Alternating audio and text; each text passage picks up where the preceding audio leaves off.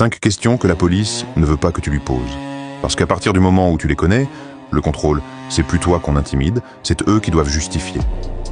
Première question. Quel est le motif légal du contrôle? C'est ton droit de le demander. L'article 78-2 du Code de procédure pénale dit qu'un contrôle doit avoir une raison précise. Infraction, réquisition ou trouble à l'ordre public.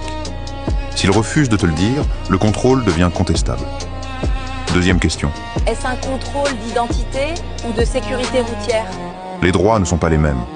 Un contrôle d'identité, c'est pour vérifier qui tu es. Un contrôle routier, c'est pour vérifier véhicule, papier, alcoolémie. S'il mélange les deux sans base légale, c'est un excès de pouvoir. Troisième question.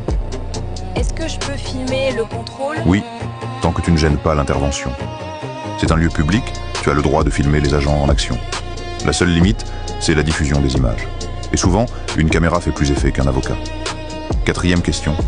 Est-ce que je suis libre de partir? Pose-la calmement. S'ils disent non, ils doivent te notifier une retenue ou te placer sous procédure. S'ils disent oui, tu pars. Et s'ils te retiennent sans base légale, c'est une atteinte à la liberté individuelle. Dernière question. Pouvez-vous me donner vos numéros Rio? C'est obligatoire. Chaque policier ou gendarme doit porter un numéro visible. Article R 434-15 du Code de la sécurité intérieure. S'il le cache ou refuse de le donner, tu notes l'heure, le lieu et tu portes plainte ensuite. 5 questions, simples, légales, redoutables. Et quand le ton monte, garde le tien. Parce que le droit, c'est comme le calme. Ceux qui le maîtrisent ont toujours l'avantage. Vous voulez comprendre vos droits? Alors abonnez-vous.